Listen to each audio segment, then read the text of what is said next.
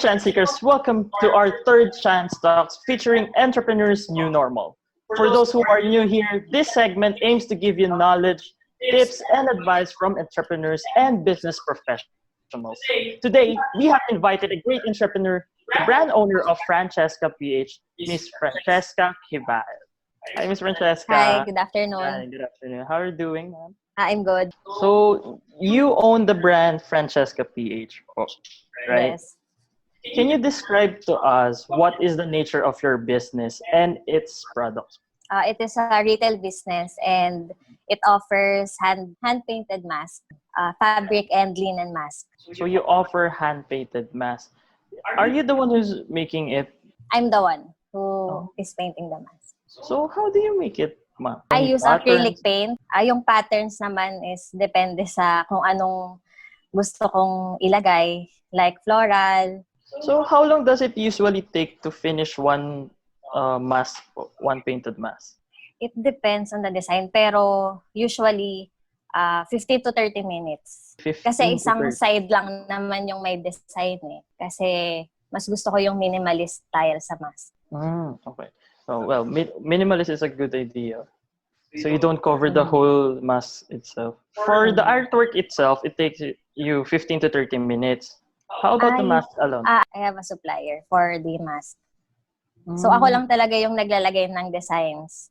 So what happens is that the supplier gives your mask and then you do the artworks on it.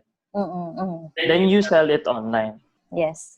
So upon selling online, how did technology impact your business? Is it a big help to gain more customers or a hindrance to your growth? As we all know, social media platforms really plays a big role, especially in starting up a business. Kasi social advertising is one of the cheapest way and easiest way to attract customers. And of course, during this time of pandemic, people tend to buy online for their convenience and of course for their safety. So malaking tulong talaga ang pag-online business. Online business helps you a lot with your... How long have you been in the business? I started Franchescka PH few months ago, pero I started selling online 5 years ago, but with the different products naman. 5 years ago. So with 5 years in business, what is the greatest risk or challenge you have faced so far? Siguro yung the things you need to start up a business kasi you have to calculate the cost, kung ano yung magiging outcome, kung magiging effective ba or magiging click sa market. Kailangan mo talagang mag-search na kung ano yung trend ngayon. So you did a lot of trial and error and you depend your products on your target market. Yes. And also to what is essential. Kasi yun naman talaga yung kailangan. So business is not just about negativity or downside. What is or are your greatest moments that you have achieved aside from those negative falls that you had?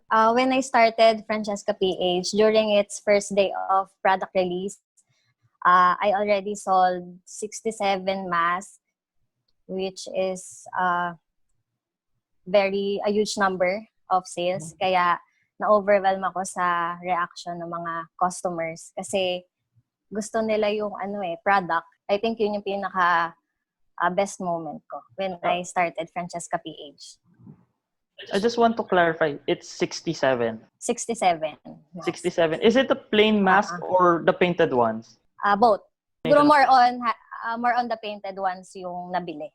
So the people like your painted mask.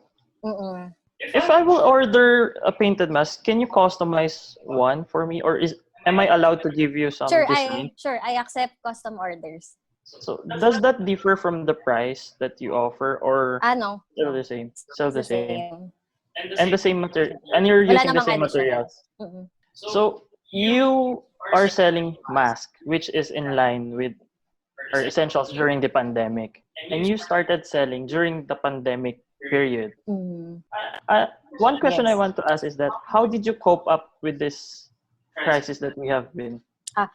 During this time of pandemic nga. So, habang wala pang masyadong taasikaso, so I think of ways on how I can make myself productive and keep myself busy and do the things I love. So I came up with the idea of selling masks, which is essential nowadays. So Oh. With those experiences, what did you learn from it, or what are the knowledge that you gained from those situations? I've learned that starting up a venture, whether big or small, you always have to take risks and always have the courage to believe in your ideas kasi you'll never know yung mangyayari, yung outcome. Kasi if you love what you're doing naman, you'll always have the positive outcome. So you need positivity when you started your business, right?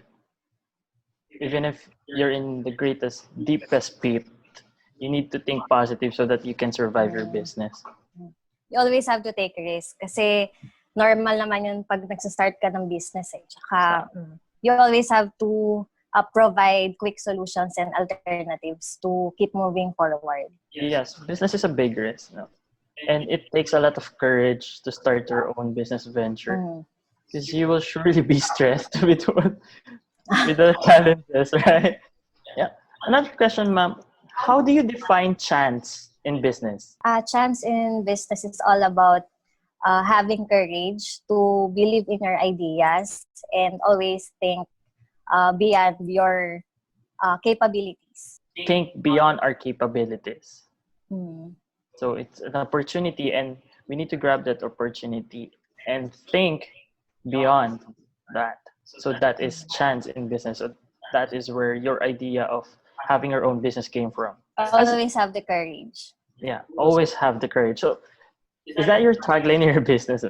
Always have courage. No, sarili ko lang. Well, that's a good quote for your business. You can put that on your timeline photo, so the people can get to know you more. Anyways, we have an off-cam conversation a while ago, and you have mentioned that you are a fresh graduate student, right? So being a student, is it hard being a student and having your own business? Of course, meron talagang challenge being a student and having a business. Siyempre, kailangan mo lang ng time management, know your priorities. Eventually naman, you will succeed kung gusto mo naman yung ginagawa mo. So if you like what you do, if you really want what you are doing, you will succeed in. And being a student entrepreneur, is there any advice that you could give to those aspiring entrepreneurs also? Always believe in your ideas. Kasi, ayun nga, sabi ko kanina, always think outside the box. So, the business doesn't stuck with what you want. Right? Yes. Continue exploring of the things you love and what you're into. So we need to explore ourselves also, right? Because you may be starting up a business and these are the products, like for example, the mask alone. You didn't stop with the products. You also had another business, right? Or you have new products. I offer featured products such as necklaces and yung scrunchies, yung nauso ngayon. Scrunchies? I haven't heard of that. Sorry. What are those? I have here a sample. Wow. Like this one. Okay. It's like pony something. Uso siya back in the 1980s, if I'm not mistaken. Mm-hmm. Ponytail. Yeah, the ponytail. What made your mind to bring up that fashion? It's a fashion trend during the 80s, as what you said. Kasi yung trend naman ngayon yung aesthetic styles. So, ko i-offer yung ganito pero within a short time lang to focus more on the mask itself. So these products are for limited editions, right? Limited. I want to give emphasis talaga doon sa hand-painted mask. So you never tried painting on scrunchies? Hindi. Kasi may design na siya eh. Yeah. May sarili na siyang design. Mm-hmm.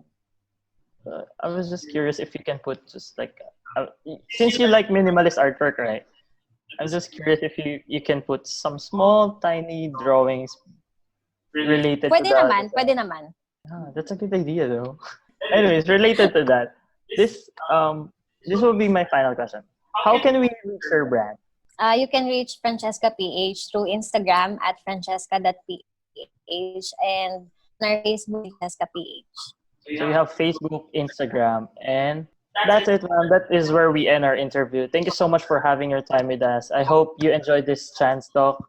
Thank you. Thank you so much Yeah, for having me.